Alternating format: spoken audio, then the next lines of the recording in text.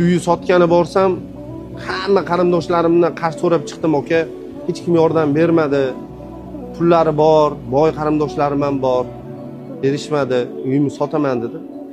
Ertasi kuni borsam, xursand ana odam ko'chada bitta okam bilan tirnovka qilib yuradigan zaldagi bitta o'rtog'im kelib, menga yetmaysan, o'zimiz yordam berardik deb qo'ldan kelgancha qarzlarimni yopib ketishdi. Uyimni sotmaydigan bo'ldim aka. Endi men ham xursandman aka. Mushkulingiz oson bo'lsa desam, endi men bu narsa nimaga yetmoqchiman? Shunaqa qarindoshlar bor, ulardan begona yaxshi-da. Dunyoni unchalik jiddiy qabul qilib olish shart emas.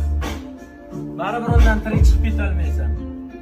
Dunyoga keldik, bozorga bordik, kafanlik oldik-u, mozorga bordik.